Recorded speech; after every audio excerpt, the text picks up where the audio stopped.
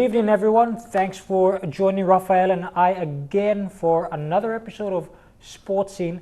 Rafael, it was a big weekend. Yes, another big weekend for us again out on the road to grab more stories on sports. Well, a couple of things that had been happening, of course, were rugby league. There were the rugby union trials that happened as well. Yes, at the Mara Barracks. And we had the volleyball women's team. They had the trials. Yeah, they had an interesting game against the FA PNG members. They had a game against the men's team, I think it was. Yeah, the men's team, and also they played against the women's as well. And then we have our basketball season has just started as well for the women's. Well, on Saturday we saw the PNG Amor women's volleyball team play a trial match against the 2014 champions of the Filipino Volleyball Association, Primus. Dion Comban was at the game. The national women's volleyball team, as part of their preparation for the 2015 Pacific Games, played a trial match against the mixed men's team from the Filipino Volleyball Association. The Amor women's team played a hard-fought match, losing the first set to the Filipino men 18 points to 25. But the girls came back strong in the second set, making use of every opportunity and took the set easily 25 points to 15. The Filipino men regrouped and capitalized on the Amor women's errors and took advantage, winning the third set 25 points to 20. However, the PNG girls strengthened their defense in the fourth set, with young Pepetua Awadu blocking well at the net, giving them the edge to win in a nail-biter 26 points to 24. Coach Michael Unata was thrilled with the team's performance and praised the efforts of the younger players coming through. With the final squad to be announced shortly, he believes the team will be boosted, with the young contenders combining well with senior members of the team. Team manager Bala Babaga said there are many potential players and it is exciting to see the team progress. Very, very interesting in terms of power. I think the girls have really, how do I say it, come up to, playing against such, team system. So it's good, yeah. I saw that the girls were doing really well, blocking all those big shots. That should be a boost for the team, that our defense is performing pretty well. Yes, especially with the two Awadu sisters on board. We have height, so that should be, a bonus for the girls team, yes. And the blocks are getting there, so it's going good. It's good to see them playing against men and not just the women. Why is that? Why are they playing against the men?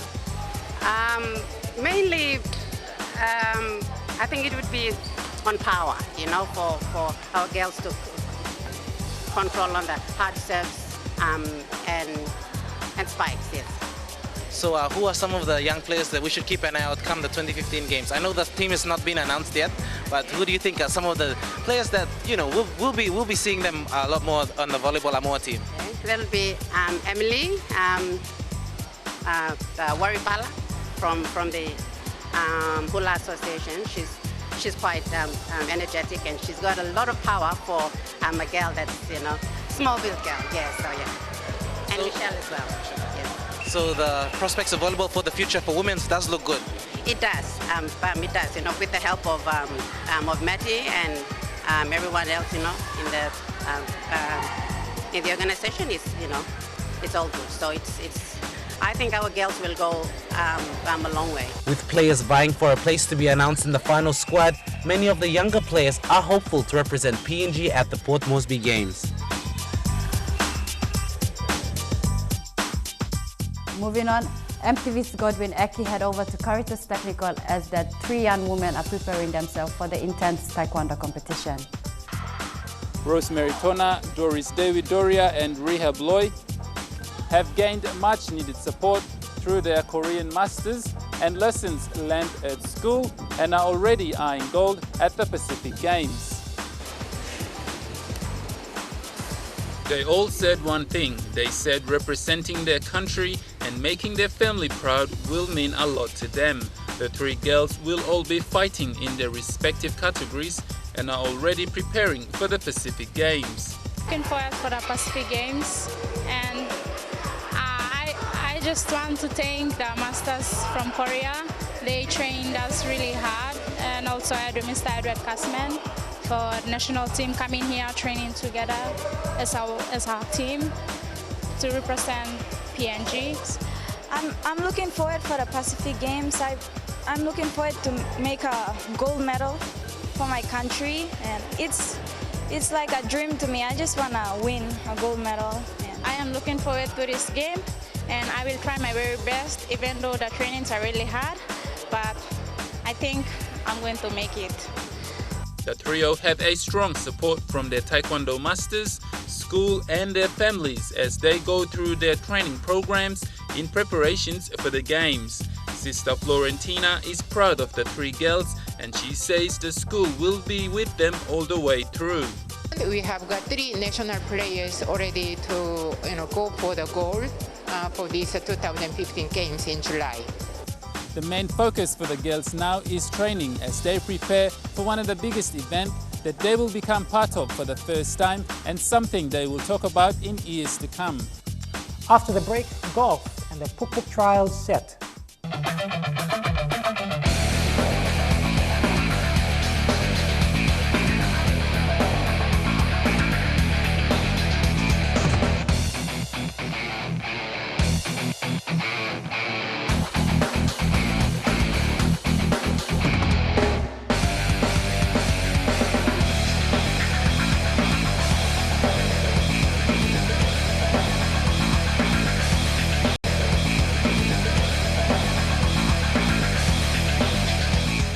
Welcome back to the show.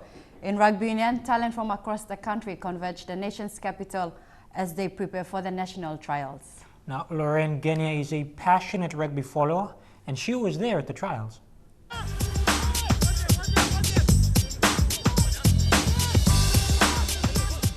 The Puk Puk's trials on Saturday at Murray Barracks proved to be a success with all PNG RFU affiliates turning up. Coach Sydney Wesley indicated that he was impressed with the mass turnout as 15s have struggled without a wider player base in recent years. Well, this is the finale of the one-week training camp that we did.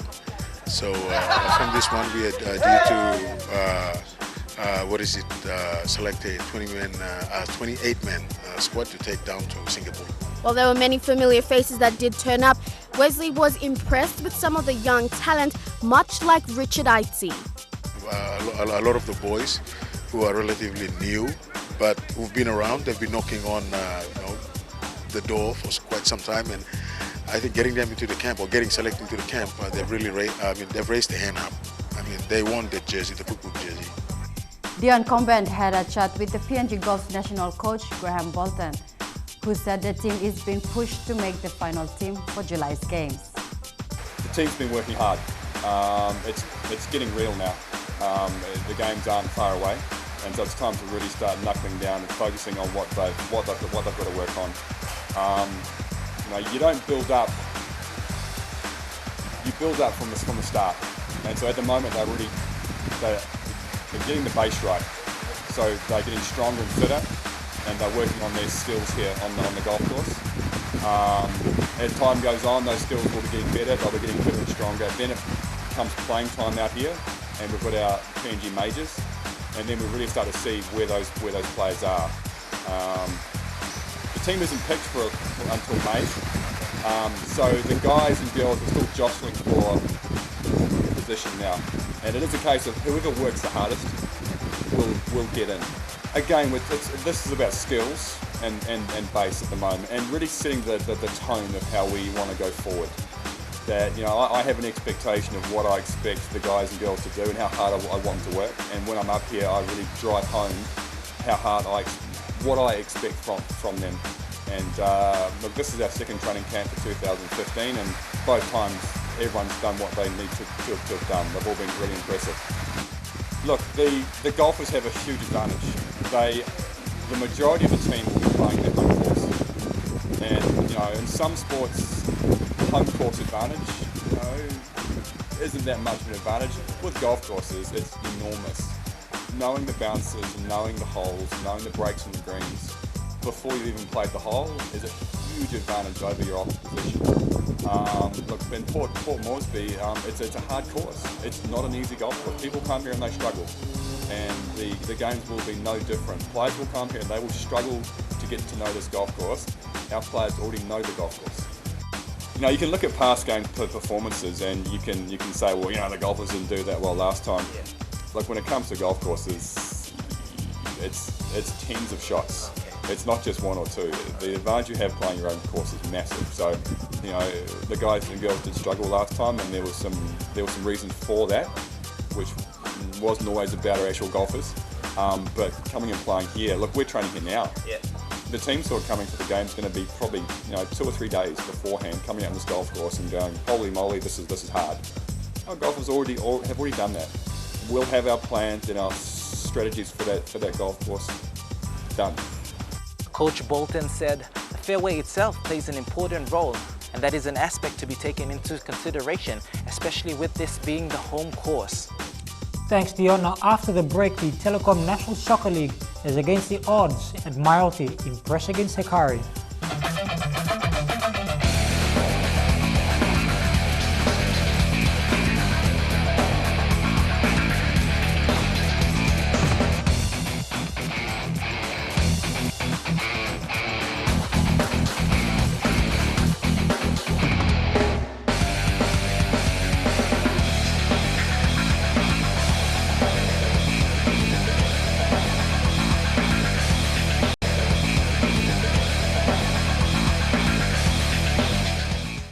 Welcome back to the show.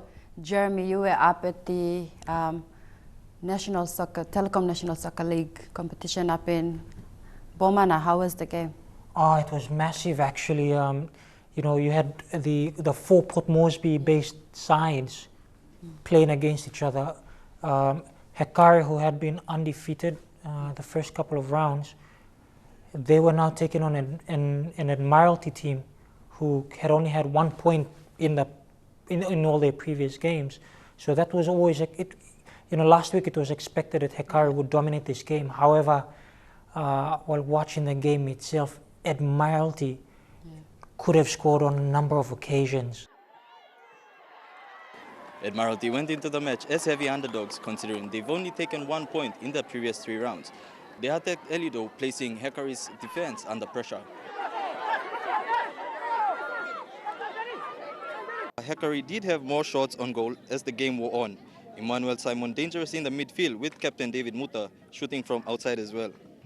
Michael Foster also proving dangerous for Admiralty. The final score, 0-0 on both sides.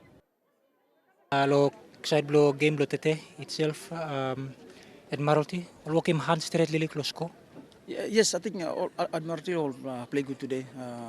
All been play here last week, so all side this pitch we play new come inside. Try to settle down, try to play the way we play, but it's difficult too much. So, and I think at the end, we'll go with 1 point, which at least I'm really alright for me.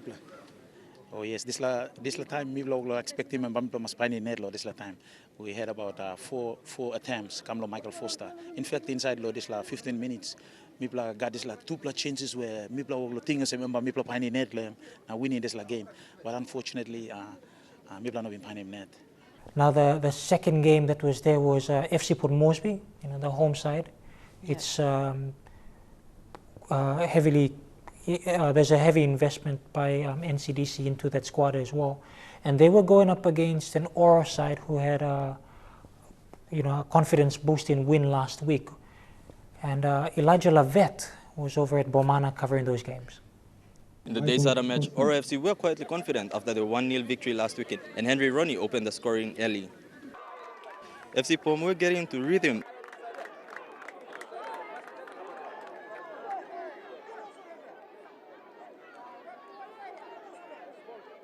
Until Andrew Marampa was red-carded, changing the complex of the game. Before Neil Hans equalized midway through the second half.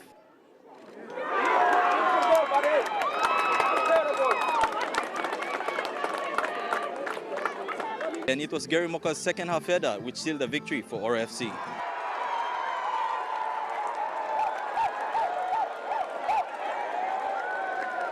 Masama mas straight on terms to win. Boys must stick to game plan. Coach talk drop back now, limb all men down. Don't play men down, but boys stick to plan to coach lo. Just continue to maintain defense now. Attack. Well, there's another big match in 7 days' time. How do you think the team is going to approach that? In our team talk there, our coaches mentioned to us that we go back to training on Monday. It's another game for us. It's another training week. Yes, it's a big game, but like we prepared for Oro, we're going to prepare for Hikari. Same way.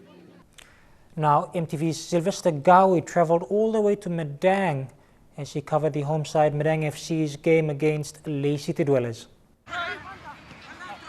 It was a moment of truth for these two neighbouring provinces, with hundreds of supporters packed at the Liverden Oval in Madang on Saturday.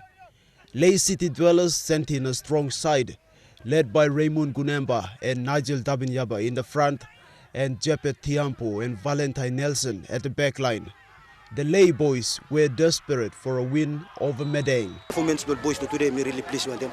The way we keeping pressure, even though home ground, but all boy all keeping pressure na containing game.